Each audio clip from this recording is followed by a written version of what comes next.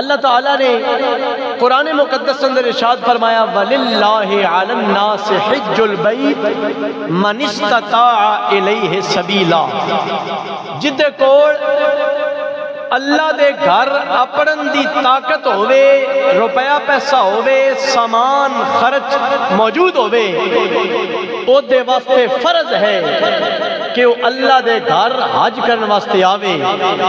یا اللہ جڑا حج کر کے آ گیا، تیرا حکم من لیا، اس نو انعام کی ملے گا؟